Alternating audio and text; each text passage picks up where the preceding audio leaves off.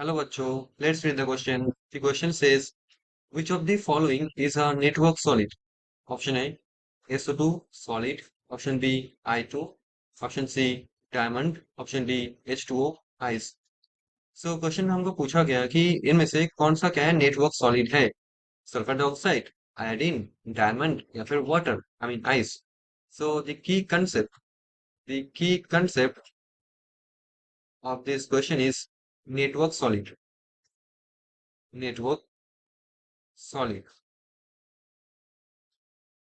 So first of all हमको ये जानना होगा कि नेटवर्क सॉलिड एग्जैक्टली होता क्या है.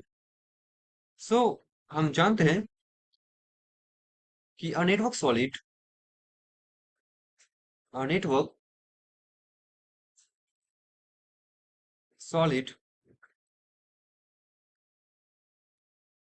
और covalent network solid is chemical compound is a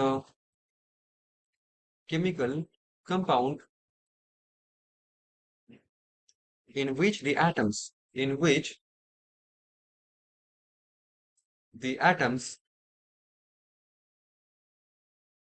are bonded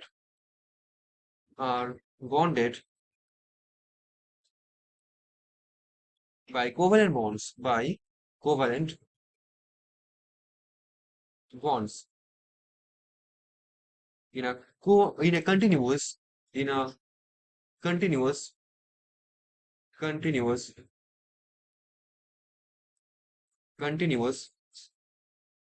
network network extending throughout the material extending throughout throughout the material.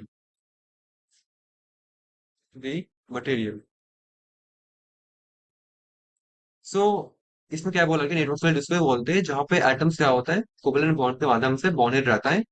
एक कंटिन्यूअस नेटवर्क एक्सटेंड करता है थ्रू आउट द मटेरियल. ठीक है. Now हम जानते हैं कि हमारे पास क्या है सल्फर डाइऑक्साइड है. हमारे पास यहाँ पे क्या है सल्फर डाइऑक्साइड है जो कि है सॉलिड फॉर्म पे जो कि है सॉलिड फॉर्म पे.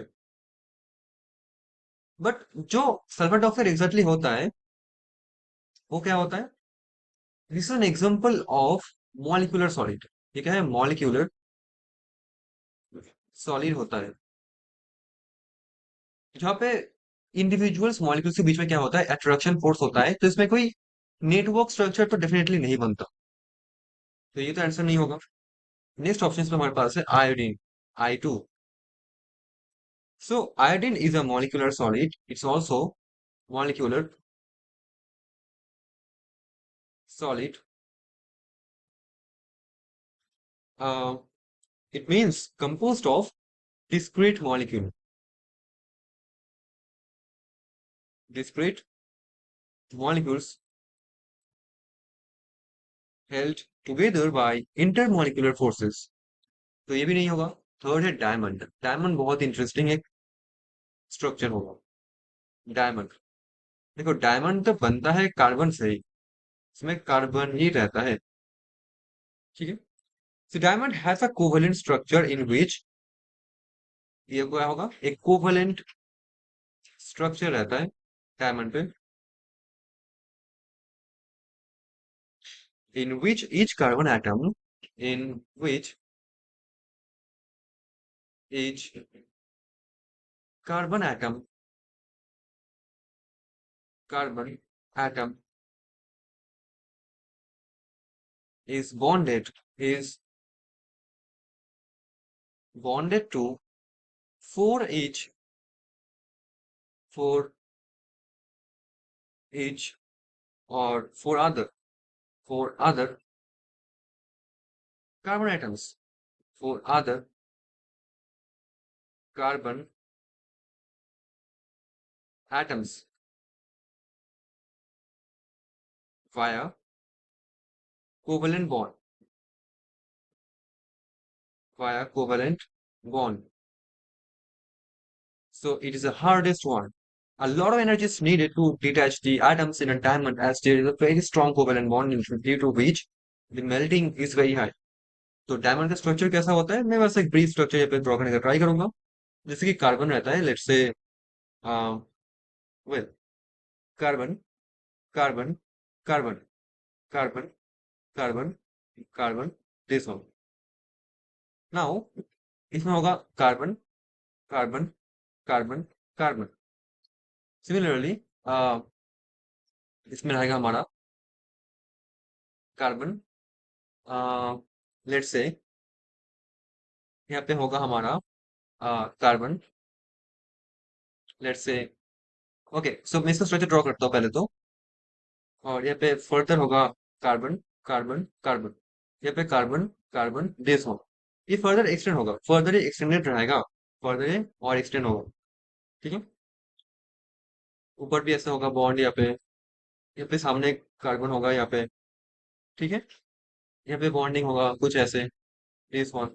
और ये एक्सटेंड होगा, ये फर्दर एक्सटेंड होगा। ठीक है, तो ये क्या है, ये है एक नेटवर्क स्ट्रक्चर, इसको बोलते हैं एक network structure, carbon carbon carbon का।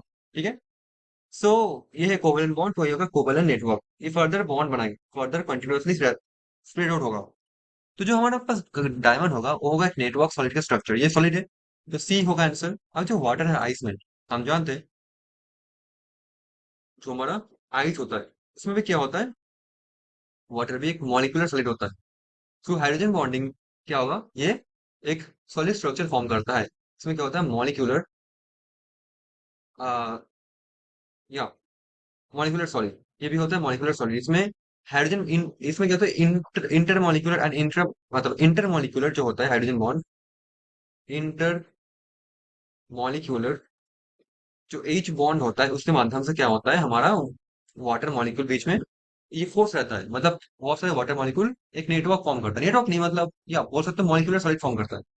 ठीक है, इसमें कोवेलेंट बॉन्ड नहीं रहता परमानेंटली, इसमें इंटरेक्शन फोर्स रहता है, हाइड्रोजन बॉन्डिंग, जो कि मॉलिक्यूलर सॉलिड का एग्जांपल होगा हमारा आइस। तो मैं बोल पाऊंगा कि डी भी नहीं होगा, so option C is going to be the answer of this question. So hope you understood it well, thank you so much.